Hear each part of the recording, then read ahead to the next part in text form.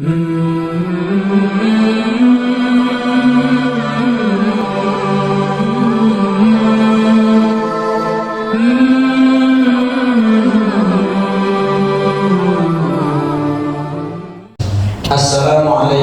warahmatullahi wabarakatuh. Waalaikumsalam warahmatullahi wabarakatuh. A'udzu billahi minasyaitonir rajim. Bismillahirrahmanirrahim.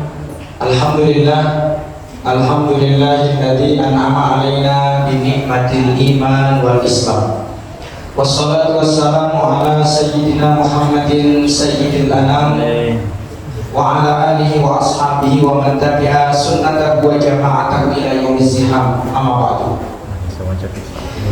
Pengurus Langgar Al-Ikhlas yang kami muliakan dan juga seluruh jamaah, baik jamaah rutin yang ada di Langgar Al-Ikhlas maupun jamaah dari Langgar ataupun masjid yang lain. Alhamdulillah atas izin Allah Subhanahu wa taala kita semuanya bisa kembali lagi aktif dalam kegiatan rutin pengajian kita, yakni kitab Nasaihul Ibad, nasihat-nasihat untuk hamba Allah yang kita laksanakan 2 kali dalam 1 bulan. Mudah-mudahan ini setelah selesai Ramadan ini kita lebih maksimal lagi, lebih baik lagi ke depannya. Shalawat dan salam mudah-mudahan dilimpahkan pada junjungan kita Nabi besar Muhammad SAW, keluarga dan juga para sahabat-sahabatnya yang senantiasa istiqomah untuk terus mengikuti sunnah-sunnahnya Rasulullah sehingga kita diakui sebagai umatnya, dan tentu kelak kita insya Allah nanti pada kiamat berharap mudah-mudahan kita mendapatkan syafaat beliau. Amin ya rabbal. Jamaah sekalian yang dirahmati Allah Subhanahu wa taala, pada malam ini pula di momentum bulan Syawal, saya secara pribadi mungkin di dalam berinteraksi dengan panjenengan semuanya, dalam menyampaikan materi, di dalam berkumpul bersama, mungkin ada ucapan atau tutur kata saya atau tindakan saya yang mungkin menyinggung atau menyakiti panjenengan semuanya. Mumpung masih bulan Syawal, saya mengucapkan minal aidina wal faizina wal maqbulin kullu amin wa antum bi khair. Mohon maaf lahir dan batin. Mudah-mudahan kita kembali fitri, mudah-mudahan kita kembali suci dan mengisi lembaran bulan-bulan setelah Syawal ini dengan amal-amal yang soleh yang lebih meningkat daripada bulan-bulan sebelumnya. Amin ya Allah ya rabbal alamin. Pada malam hari ini sesuai dengan tema yang sudah bisa di grup, temanya adalah 4 hal atau 4 perkara yang ini hanya diketahui oleh 4 orang. Jadi selain 4 orang ini nggak tahu. Selain 4 orang ini nggak akan tahu 4 perkara ini, karena memang hanya orang khusus yang punya pemahaman betul tentang 4 perkara. Nasihat ini datang dari Asy-Syaikh Imam Hatim Al-Ash'ari. Ini salah satu ulama yang terkenal dengan kesufiannya. Jadi sama dengan Syekh Abdul Yazid Al-Bustami, ya, itu kan juga ulama sekaligus sufi. Dan Imam Hatim Al-Ash'ari ini banyak memberikan pelajaran kepada kita. Salah satunya adalah ini. Dan sebelum kita menyampaikan apa yang beliau nasihatkan untuk kita semuanya, Imam Hatim Al-Ash'ari itu adalah ulama yang ahli dalam bidang tasawuf. Beliau berproses untuk mencari Allah, bahkan beliau itu tidak malu belajar kepada orang gila. Bukan isim, tidak malu belajar pada orang gila, belajar pada orang bodoh, beliau juga tidak mau. Suatu saat Imam Hatim ini dicurhati oleh mama, dicurhati oleh ibu, seorang wanita. Wanitanya ini cantiknya luar biasa. Curhat, dia menyampaikan berbagai macam permasalahan kehidupannya. Di tengah-tengah curhat, ini kan ada kayak, jadi kan kita buka pertanyaan ya, lalu tanyanya itu mendekat kepada sang guru atau sang imam. Di tengah-tengah dia menyampaikan keluh kesah dirinya, itu dia tiba-tiba kentut dengan suara yang nyaring. Cewek kok cantik kok kentut tuh malunya luar biasa. Nanti kalau sudah umur 45, 50, 55 kentut itu biasa. Kentut malah mau makan begini tawut begitu biasa seperti itu. Lah ini orangnya cantik di hadapan banyak orang, malunya luar biasa. Dan Imam Hatim tahu bahwa yang curhat ini cewek yang curhat itu kentut. Kalau Imam Hatim mendengar dengan suara yang keras dan didengar, ini Imam Hatim batin dalam hatinya, wah ini jangan-jangan ini dia nggak mau melanjutkan ini gara-gara malu. Lalu Imam Hatim pura-pura tidak dengar. Apa coba aku diulang lagi? Apa tadi saya ngomong apa diulang lagi? Menutupi aibnya seorang wanita yang curhat atau bertanya tentang agama pada Imam Hatim. Nah, sejak itulah Imam Hatim dikenal sebagai orang yang asom. Asom itu budek, pura-pura gak dengar. Coba lebih keras lagi suara, apa lagi? Kan pasti berhenti, Pak. Pas cerita saya itu gini Ustaz, gini ya, nggak apa-apa ya ceritanya. Tuh, itu kan otomatis mandek. Nggak mungkin dia akan lancar ngomong, dia pasti bisa.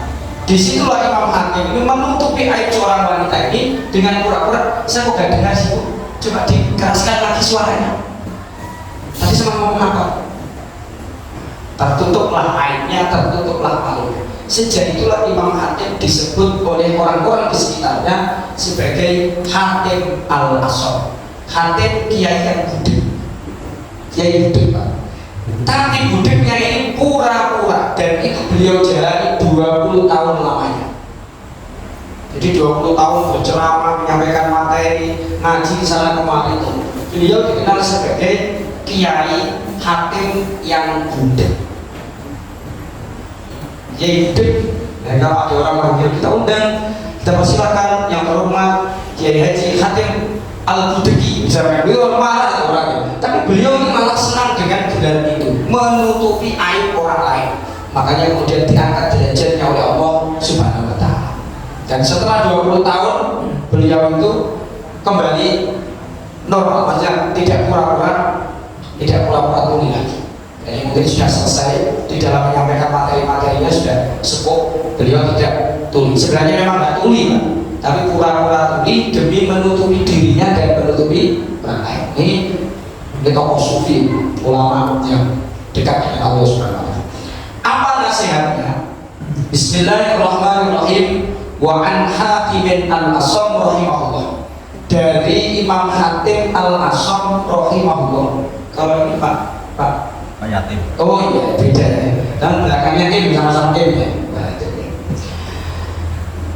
Annahu qol arba'atu asya'a la ya'rifu qadraha illa arba'atun. Beliau berkata ada 4 hal yang tidak diketahui kecuali hanya oleh 4 orang. 4 perkara ini tidak akan diketahui kecuali oleh 4 orang. Apa yang pertama? Asy-syababu la ya'rifu qadrahu illa syuyukh. Masa muda tidak akan diketahui kecuali oleh orang yang sudah tua. Maksudnya gimana? Penyesalan itu selalu datang belakangan. Andaikan kita masih bersama kemudaan, masa muda, andaikan kita muda terus, mungkin kita akan semangat untuk belajar, semangat untuk tadarus, semangat untuk jamaah sholat, semangat untuk mengikuti pengajian. Tapi kita sudah terlanjur tua ya Pak.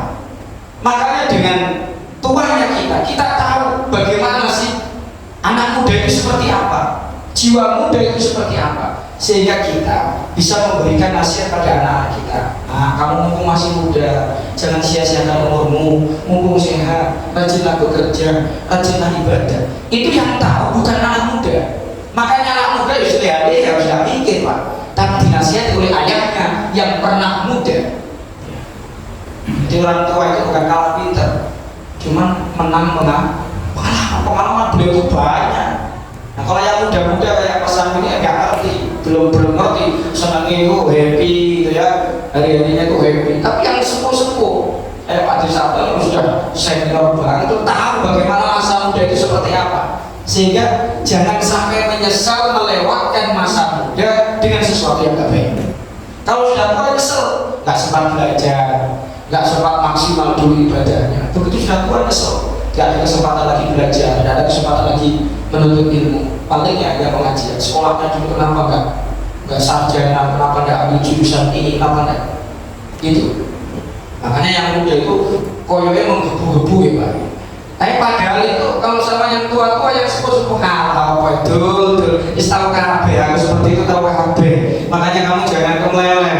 Masa muda gunakan dengan baik, dengan maksimal, sehingga kamu tidak menyesal. Kayak saya ini nyesal kenapa dulu hanya lulus SD. Kalau tahu ini muda ini terus nggak pernah tua, aku akan belajar, aku akan maksimal. Jadi masa muda ini hanya diketahui oleh orang yang sudah melewati masa muda, yaitu orang yang dewasa atau orang tua. Kalau anak-anak ditanya, contoh aja, contoh, ketika anak-anak muda di bulan Ramadan itu senangannya pas sudah selesai buka puasa sampai malam senangannya apa? Motor cross sama naik motor sana. Padahal yang tua-tua ini kepingin bisa ke masjid, kepingin bisa ikut sholat tarawih, kepingin bisa ikut sholat witir, kepingin bisa tadarus. Kalau yang muda-muda ini nggak mikir, karena dia nggak tahu masa kejayaan di masa muda, nggak ngerti. Dia akan tahu nanti ketika sudah tua. Jadi penyesalan itu selalu datang belakangan. Nggak mungkin penyesalan itu datang di depan. Mesti ya Allah, kenapa aku dulu kok nggak belajar, kenapa aku nggak sholat? Itu nanti di akhirat juga, di masa kita sholat ke hadapan Allah Subhanahu wa Ta'ala itu ada orang yang diputusi oleh Allah, kamu itu sesuai dengan amalmu kamu masuk neraka. Lalu dia menjerit qalu ya hasratana ala farratna fi jambillah. Ya Allah, kenapa di waktu masa muda kok kulewatkan begitu saja? Kenapa aku tidak belajar? Kenapa aku nggak sholat? Kenapa aku nggak zakat? Kenapa aku nggak puasa? Nyesel Pak. Penyesalan mesti di belakang. Nasi sudah menjadi boros ya iso. Nggak bisa. Makanya mumpung masih muda, mumpung masih ada kesempatan, kita gunakan dengan baik. Khususnya yang muda-muda. Kalau yang sudah tua, sudah iso balik. Dapat di Sabtu ya bisa samu, tambah nyusut, tambah entek. Lemune tambah lemu. Kan udah gak mau lari sudah Pak. Kalau dulu kalau sudah ada kebocoran di mana langsung lari. Jadi kepala tingkat. Jadi ini masa tua, sudah gak ada kesempatan lagi. Ai ahlul haram, yaitu orang-orang yang tua. Wal afiyatu ai difa'ul makruh la yu'rafu qadra illa ahlul bala. Keselamatan itu tidak pernah diketahui kecuali orang yang pernah kena musibah. Orang yang pernah kena musibah itu dia akan bilang pada orang-orang yang belum kena musibah, hati-hati, musibah itu bisa datang kapanpun. Hari ini aja kebakaran ada 2 tempat, betul ya, di Luduri sama di mana? Kota Bangun ya, kalau tidak salah ya. Padahal kemarin Kota Bangun juga terbakar. Beberapa waktu yang lalu di kampung saya Pak Haji di koyo tidak mungkin kebakar. Koyo tidak ada musibah. Dan 1 jam itu habis ludes. Termasuk duitnya kalau di 250-an juta cash. Jangan bisa bayangkan. Jadi selamat itu akan diketahui oleh orang yang pernah mengalami musibah. Orang yang pernah gagal, dia akan cerita. Jangan sampai kamu gagal, jangan sampai kamu sengsara. Oh coba ya bapak, cukup Pak SD, yang penting kamu sarjana. Itu kan sering dikatakan oleh orang tua. Wis biar bapaknya gak bisa apa-apa, yang penting anaknya sukses. Karena musibah, dengan kita kena musibah kita belajar. Dan kemarin setelah kebakaran karena teman baik juga tetangga, orangnya baik. Jadi dia bilang beli, nggak nyongko aku Pak, sejam ludes. Padahal baru berapa busuk dia mendatangkan bantuan 4 atau 5 busuk. Dan kebetulan dia sudah terbiasa dengan hal-hal besar. Jadi orang ambil ban, harga 20 jutaan misalkan nggak balik, itu sering. Sehingga dia ketika kena hal seperti itu pulihnya cepat, maksudnya kagetnya nggak terlalu lama. Tapi dia sempat bilang karena dia sebagai seorang manusia nggak nyongkok, sejam aja selesai, 1 jam aja selesai. Ya saya nggak bisa berkata apa-apa, berarti Allah kepingin kamu punya tempat sendiri, dibangunkan oleh Allah dengan bangunan beton. Nah kalau bangunan kayu ya mungkin saja mudah terbakar. Jadi ada hikmah di balik ini. Nah orang yang pernah kena musibah pasti bisa menyampaikan bahwa pentingnya selamat, jaga selamat, hati-hati kompori, kan gitu, hati-hati apa namanya kalau nyolotin listrik. Orang itu akan tahu setelah dia mengalami. Kalau belum mengalami, nggak akan bisa bilang begitu. Makanya selamat, keselamatan, keafiatan itu hanya diketahui oleh orang yang pernah kena bala, Pak. Aku pernah mengalami musibah, cuma mungkin berbeda musibah, tapi yang jelas aku pernah mengalami musibah. Sehingga di sini kita diingatkan oleh Allah untuk hati-hati. Ya. Tidak kemudian gini, nggak bisa kemudian kita maknai, wah jelas kamu ini nggak pernah sedekah misalkan, atau kamu ini nggak bisa begitu, Pak. Jadi musibah yang ditimpakan oleh Allah tidak melulu, Pak. Tidak melulu bahwa dia itu jelek, gitu Pak. Kadang ada orang, wah ini Tenggarong ini kayaknya banyak maksiatnya, lama nggak hujan-hujan Pak, tinggal. Jadi mengklaim bahwa seolah-olah karena itu lalu Allah murka, seolah-olah karena kelihatannya orang-orang itu mungkin malah sholat lalu Allah menimpakan pajaknya padam. Enggak melulu begitu gitu Pak. Jadi ada kalanya seperti itu, ada kalanya tidak seperti itu. Jadi yang jelas itu semuanya adalah perintah dan itu pasti. Wa nabluukum bisyarri wal khairi fitnah. Kami pasti akan menguji kalian semuanya dengan keburukan, kebakaran, banjir dan sebagainya. Fitnah sebagai ujian, bukan adab gitu Pak. Titik-titik kok adab, titik-titik adab, ini kan bahaya. Mengklaim seperti itu bahaya.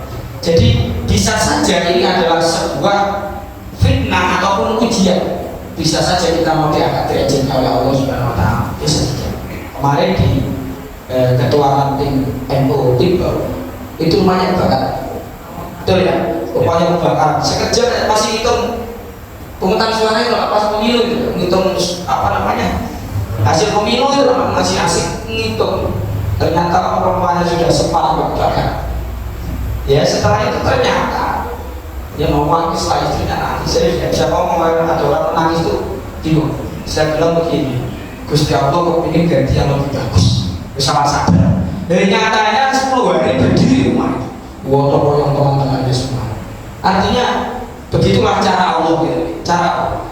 Dan kita dari musibah itu bisa bicara pada orang lain bahwa selamat itu penting, menjaga agar supaya kita selamat itu. Dan itu hanya diketahui oleh orang yang pernah mengalami. Kalau orang belum mengalami, ngomong tok gampang. Tidak ada yang pernah musibah ya, seperti itu. Ya kalau versinya Quran apa aja jadi qalu inna lillahi wa inna ilaihi bismillahirrahmanirrahim Allah ya balik pada Allah, nggak usah sedih. Itu kan gampang orang ngomong kayak gitu Pak. Yang jalani ya kue kebakaran, aku kebakaran, sarung yentek sing pakai tek aduh apa kok. Ya selamatnya itu mobil, anak-anaknya masih selamat. Duit ludes semua. Makanya dia itu dalam sejam. Ya itulah kalau Allah sudah mengendaki, jika Allah semampu mengalami. Makanya pentingnya kita waspada dan perlu hati-hati. Wes. Imam Ghazali menambahkan, Imam Ghazali ini versi Imam Ghazali tentang afiat. Imam Ghazali memberi dalam redaksi lain mengatakan begini, la ya'rifu qadral ghaniyi illa ahlul faqri. Pasti kata orang itu tidak akan mengetahui bagaimana rasanya nyamannya kaya kalau dia tidak miskin. Orang itu kalau kaya, awalnya kan prosesnya miskin dulu Pak ya, asalnya nggak punya dulu. Dia akan tahu betapa proses ini begitu panjang. Orang kan tahunya, wah Pak Santoris kaji sugih tanahnya buahnya ini. Orang nggak tahu proses perjalanan hidup beliau seperti apa, orang nggak tahu.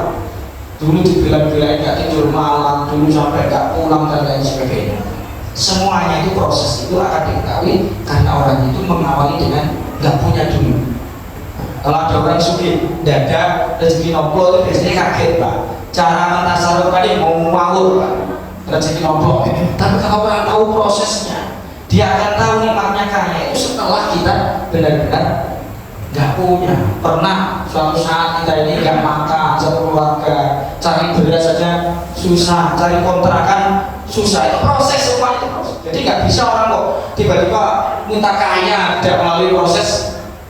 Nggak punya dulu sisa dulu nggak mungkin. Wasihat layak itu kau kembali mardo. Sehat itu tidak akan diketahui nikmatnya, ukurannya, hebatnya sehat kecuali oleh orang yang sakit. Kalau orang sakit pasti ngomong betapa nikmatnya orang itu sehat. Maka ketika kita melihat orang lain dalam kapasitasnya, apapun kapasitasnya, asal tidak melanggar aturan Allah, asal tidak melanggar aturan Allah, tidak melanggar aturan agama, itu biarkan saja dia mendapati kenikmatannya di situ. Jadi kalau ada orang terus nyantai gitu ngobrol sama temannya, guyonnya, kakak itu dia sedang menikmati nikmatnya Allah dengan santainya. Ya kita harus khusnudon bahwa daripada dia kemudian nolong, daripada kemudian dia korupsi, daripada kemudian dia nyakiti orang. Jadi kita nggak bisa mengklaim Pak dengan status kita misalkan ustaz terus mengklaim si A ngobrol dong, pegawainya ngobrol dong, mau dia jelas. Nggak bisa seperti itu. Dia sedang menikmati rezekinya Allah berupa sehat. Oh, dia nggak maksiat ya Pak, dia nggak nyolong, dia nggak zina. Artinya apa? Bahwa orang itu akan tahu betapa nikmatnya sehat itu setelah dia pernah merasakan sakit. Dan dia begitu mahal Pak, sehat itu begitu mahal. Orang yang sakit itu nggak mikir duit Pak, mikirnya bagaimana dia kembali sehat. Nah sehat ini juga termasuk nikmat yang banyak di antara saya dan jenengan semua sering lalai dengan nikmat ini. Nikmatani maghburun fihi ma katsirun minan nas as-sihhatu wal farah. Ada dua kenikmatan yang kita semuanya banyak lalai, tidak sadar bahwa kita itu mendapatkan nikmat yang gede. Apa nikmat itu? Sehat dan kesempatan. Alhamdulillah kita sehat semuanya. Banyak yang sakit Pak setelah Ramadan kemarin itu berat tubuhnya kan berkurang karena makannya juga berkurang. Begitu sudah diumumkan Idul Fitri, oh ini naik Pak berat badan. Wes apa-apa masuk, mulai dari Fanta yang warnanya merah masuk, ke magisator suwir, kopi yo masuk, habis itu es teh yo masuk, tape masuk, ketan masuk, rengginang masuk, kongguan sinjil rengginang yo masuk, semuanya masuk, semua dimakan. Akhirnya kaget Pak Bro, akhirnya banyak yang sakit, termasuk Pak Main tadi sakit. Jadi malam tadi itu masih sehat, masih ikut arisan di Manggulawa. Ya bareng saya, ya seger-buger. Nah ini Pak Sugeng WA, aku kan nggak bisa ikut pengajian antar Pak Main, syuting drop, makanya dia akan tahu betapa nikmatnya sehat setelah merasakan sakit. Sehingga dia bisa bercerita, sampai sama seperti zaman bayi putih yang banyak, ya. Imbangi makanan dengan makanan itu dia akan cerita karena dia pernah mengalami sakitnya itu. Dan nikmatnya sehat tidak akan diketahui kecuali oleh orang yang pernah mengalami sakit. Wal hayatu la ya'rifu qadraha illa al-mauta. Kematian itu tidak akan diketahui, kehidupan tidak akan diketahui nikmatnya kecuali oleh orang yang sudah mati. Artinya penyesalan Pak, wes mati nggak bisa ngamal lagi. Orang kalau sudah mati kan nggak bisa ikut sholat, nggak bisa ikut tarawih, nggak bisa ikut kegiatan apapun, nggak bisa nambah amal, nggak bisa baca Quran. Sehingga nyesal. Kenapa dulu kok waktu hidup aku kok nggak serius? Kenapa aku kok nggak jamaah? Kenapa aku nggak ikut pengajian? Kenapa aku kok begitu berbuat yang nggak benar? Itu nyesel karena sudah mati. Itu penyesalannya orang yang sudah mati. Dalam surat al munafikun kalau nggak salah Pak kaji apa surat al munafikun itu di ayat menjelang terakhir itu ada penyesalan orang-orang kafir. Nyesel orang-orang yang apa namanya mendurhakai Allah dan Rasulnya itu nyesel. Hatta ila ja'amul maut, ketika mereka itu sudah didatangi kematian, wis mati baru ya serta kembali lagi. Fayaqula rabbi laula akhartani ila ajalin qarib. Ya Allah, kenapa kok aku mati duluan, nanti aja. Nah, maksudku gimana ya? Biar Pak Sarto duluan lah, nanti Pak Sarto udah sering baliknya, baru saya, gitu ya. Ini juga Pak Jadi gitu. Wah ini keselnya pasti seperti itu, pasti itu.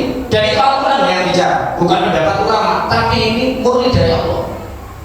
Jadi ketika sudah meninggal dunia, orang itu mesti nyesal, pasti nyesal. Kenapa tidak ditunda dari Allah? Besok-besok saja atau tahun depan atau tahun-tahun berikutnya. Lah lalu Allah tanya, ngapain kamu kalau seandainya tak tunda mau ngapain kamu? Fa'as-sodakoh, saya benar-benar kepingin sedekah ya. Nah ini kan mau korban nih ya, persiapkan panitia korban sedekah, persiapkan diri kita bahwa sedekah itu adalah keinginan orang yang sudah mati kepingin balik ke dunia, kepingin sodako. Dan alhamdulillah di lantai ini Pak Jumadi mungkin nanti bisa ditularkan ke Masjid Darul Muqawwin. Di sini itu orang kalau sudah ada pengajian seperti ini itu inden ikut mau mbak maem daharan makanan itu bisa 3 atau 4 orang itu sudah inden. Nanti minggu depan saya ya, minggu depan saya ya, minggu depan saya. Itu kan berarti apa ya? Termotivasi untuk bersedekah pada banyak orang. Dan mereka pasti yakin bahwa ma naqasa shadaqatun min malin, sedekah itu dari harta benda yang kita keluarkan beli beras, nggak tahu itu tadi kayak penting-penting itu masa apa gitu ya, itu nggak akan berkurang sama sekali, nggak akan berkurang. Itu dawuhnya Rasulullah, dawuhnya Allah, wa ma anfaqtum min syai'in fa innallaha yukhlifuh. Jika kalian menginfakkan sesuatu di jalan Allah, Allah pasti akan ganti, dan gantinya jauh lebih besar. Itu pasti. Dan ini bisa menjadi contoh Jumadi untuk teman-teman kita, dan juga saya sering sampaikan di lembaga saya supaya mereka termotivasi belajar dari orang lain. Kita nggak akan bisa belajar dari diri kita sendiri, belajar dari orang lain. Kenapa kok bisa kompak? Kenapa kok bisa? Oh ternyata semua sama-sama memiliki musola ini, semuanya sama-sama andil di musola ini. Jadi kalau sudah milik mereka atau milik sendiri, dianggap milik sendiri, kalau ada kotor ya nggak usah nunggu tukang kebersihan, Pak. Kalau dia merasa miliknya sendiri, nggak ada imamnya, dia akan maju. Dan ini sulit untuk membentuk seperti ini, sulit. Dan ini bisa kita tiru, yang positif ini kita tularkan. Dan yang ditiru ilmunya tidak akan berkurang, Pak. Orang itu kalau punya ilmu ditiru oleh orang lain ilmunya itu tidak akan berkurang, termasuk ilmu perdagangan. Karena rezekinya sudah dibagi-bagi oleh Allah Subhanahu wa Ta'ala. Jadi banyak penyesalan yang dialami oleh penduduk. Yang pertama mereka kepingin sedekah, karena sedekah itu memang burhan itu bukti lah. Kalau kita itu Islam itu buktinya sedekah. Pak, kalau kita Islam kan harus sholat, iya. Wassalat nur, sholat itu cahaya. Orang itu akan terlihat mencorong wajahnya, cerah wajahnya kalau dia ahli sholat. Lihat biar hitam kayak apapun itu kayak apa, biar hitam kayak kita, tapi kan rajin sholat, jadi wajahnya itu hitam manis jadinya gitu ya. Rajin sholat gitu ya. Lah ada orang putih wajahnya, tapi dia nggak pernah tersentuh air wudhu, itu orang melihatnya juga aura cahaya itu nggak kelihatan. Makanya as-sholatu nur, was-sodaqatu burhanun. Sedekah itu bukti kalau kita ini dalil, kalau memang kita ini Islam itu sedekah. Sedekah ya semampunya sedekah itu. Makanya kita perlu tiru ya Pak Jumali di Pak Sugi di Langgar atau di Majelis Singkat, bahwa ini adalah hal positif. Kita tidak perlu malu untuk mengambil ilmu dari orang lain kalau memang itu satu hal yang positif. wasbiru. Wes, penyesalan yang kedua, wa akum minas sholihin. Aku kepingin kumpul sama Pak Desanto dan kawan-kawan. Itu orangnya sudah mati. Cuma kita kan nggak bisa telepon, nggak bisa WA kan ya. Jadi mereka itu nyesal dan buktinya itu Al-Quran. Al-Quran yang ngomong Al-Quran. Jadi nyesal. Kenapa kok enggak kumpul dulu ngaji? Kenapa waktu diumumkan pengajian kok nggak ikut misalkan? Padahal sehat, padahal longgar waktunya. Tuh, lah orang yang hadir di majelis ilmu itu kan kata Rasulullah seperti dia hadir di Riyadil Jannah. Walaupun dia itu mau paham, enggak, mau ngantuk, mau serius, enggak, itu tetap Riyadul Jannah, itu tamannya surga. Makanya kalau dengan semuanya ya supaya alhamdulillah kami tadi biasa Pak itu umum cuma Pak Ahmad yang nggak mengumumkan, bagi Pak Ahmad yang mengumumkan. Tanya mau seneng, ya coba di-share saya, tak share lagi gitu maksudnya, biar nanti pelanggar ini nggak muat untuk jamaah yang mau ikut pengajian gitu ya. Jadi mudah-mudahan Pak kami nanti kawan-kawan juga diinfokan ya, diinfokan sama-sama ibu-ibu, sama-sama teman-teman bisa kita kumpul semua. Jadi dua penyesalan oleh orang yang meninggal dunia: pertama ingin sedekah, yang kedua ingin kumpul Pak Desanto dan kawan-kawan. Artinya ingin ngaji bareng-bareng, ingin majlisan seperti itu orang jemaah. Nah kalau belum mati, alam bapak doain pengajian kan itu Pak misalkan. Itu karena dia belum merasakan Pak pentingnya ngaji itu belum merasakan. Tapi kalau sudah mati, wis gak ada kesempatan, nyesel. Andai kan kita di WA oleh ahli kubur, ada satu mana orang gitu. Ya jadi langkung nanti yang ikut nanti. Lah ini artinya penyesalan. Intinya nasihat beliau itu ojo sampai nyesel gitu. Masalah guys digunakan dengan baik ya. Kemudian carilah keselamatan, hati-hatilah. Ada pepatah mengatakan fintaan bisalamah wa fil ajamatin wa fil ajalatin. Jadi kalau kita ini hati-hati itu selamat.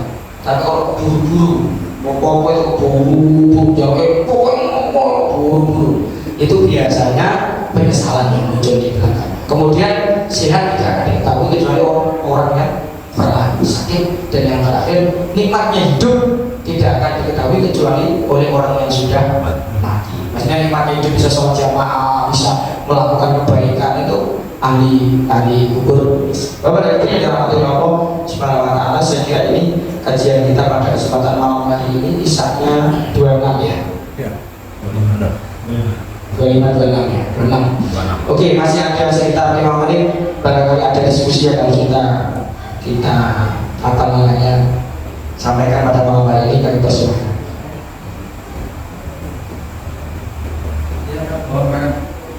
Keluar konteks Indonesia mengenai penyaluran zakat fitrah, apakah ada batas waktunya? Apa ada batas waktunya? Dan misalkan itu lewat daripada sholat id baru tersalurkan ya karena ada kendala yang lain, mungkin dari jarum agak terlambat atau bagaimana, terus sebagian itu baru tersalurkan sesudah sholat id, itu bagaimana? Boleh apa tidak? Apa bagaimana? Ya. Baik. Pertama, waktu wajib mengeluarkan zakat fitrah adalah ghurubu syamsi akhir yaumin Ramadan. Jadi wajib, mulai batas wajib mengeluarkan zakat fitrah adalah matahari terbenam pada hari terakhir bulan Ramadan. Sampai kapan? Ila khurujin nas, sampai keluarnya orang-orang ila musholahum, menuju tempat sholat id. Jadi sebelum sholat id ya, sampai sebelum sholat id itu batas wajibnya mengeluarkan zakat fitrah, sehingga sholat id selesai sudah tidak boleh mengeluarkan zakat fitrah. Kalaupun terpaksa mengeluarkan zakat fitrah, fahiyah shadaqatun, hanya sedekah, bukan zakat fitrah. Berarti puasanya menjadi kurang sempurna, karena kesempurnaan puasa itu dengan zakat fitrah. Nah sekarang masalahnya, kalau tasarrufus zakat, penyaluran zakat ini melewati setelah sholat itu bagaimana? Idealnya, abdulnya zakat fitrah itu, kenapa batas wajibnya itu setelah matahari terbenam sampai orang mau kalau sholat Id. Karena momen itulah dibutuhkan. Orang kaya beli baju baru, bisa makan, bisa orang miskin. Seperti apa? Karena itu yaumul Id, hari gembira. Sehingga mereka dengan zakat itu tujuannya mereka itu sama-sama gembira. Idealnya begitu Pak Haji. Ideal. Lah karena beberapa kendala tasawuf zakat itu bisa lewat daripada sholat Id. Kalau panitia coba bagi salah kemarin masih ada di RT sekian belum gak mampu ini tenaganya atau mereka nggak ada orangnya atau pulang ke Jawa atau kemana misalnya, apakah boleh? Yang nggak boleh adalah membayar zakatnya tadi, banyak nggak boleh bayar zakat kok melewati sholat Id.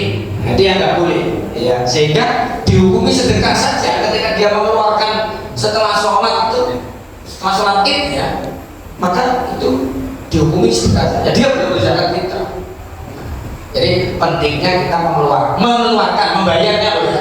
Nah kalau tasarrufnya itu sebenarnya ideal ya malam itu Pak. Tetapi hari ini berbeda dengan di zaman Rasulullah Pak. Mungkin dulu orangnya masih terbatas ya. Nah kalau sekarang nih Pak, kita nggak bisa memastikan orang itu aja. Nah kalau kita mau sama-sama abdolnya, kita nggak perlu menunggu bayarnya, nggak perlu menunggu waktu wajib. Ada waktu mubah, ada waktu sunnah. Ya waktu-waktu itu kita gunakan, nggak usah nunggu waktu wajib. Kan ada banyak orang kok sama kok belum zakat, nanti aja. Orang ini nggak berpikir ambil zakatnya ini Pak, bingung Pak. Malam itu ambil zakat ya ngurusi musola, ngurusi masjid, ngurusi ambal, ngurusi khotib, ngurusi akhirnya gak karuan. Sehingga biasanya terbengkalai Pak Haji sampai setelah sholat Id baru kadang-kadang seperti itu. Jadi kalau tasawufnya tidak ada masalah, apalagi didasari dengan alasan darurat seperti orang yang nggak ketemu diketok berkali-kali nggak ada, bingung panitia dibalik karena juga musola ya disimpan di musola, nunggu info orangnya baru ke nanti malam baru datang, baru ditasarufkan. Nah, seperti itu. Jadi boleh-boleh saja untuk mentasarufkan zakat fitrah itu ada mustahiknya setelah melalui sholat Id atau setelah melewati sholat. Tapi idealnya, abdulnya tetap itu. Makanya orang tua kita dulu biar sampai jam 2:30 dibagi Pak. Tapi mereka tinggal di kampung itu beda dengan kampung kita Pak. Rata-rata kalau di kampung kita orang bukan perantau Pak, bukan orang yang ya sobat apa malam itu ya, mereka di tempat bisa dipastikan bahwa mereka itu tidak kemana-mana untuk Haji. Tapi kalau di sini sangat mungkin ya mau mudik atau mana kan ya, kalau ke mall ya nggak boleh zakat atau haji ya. Berarti gini agak.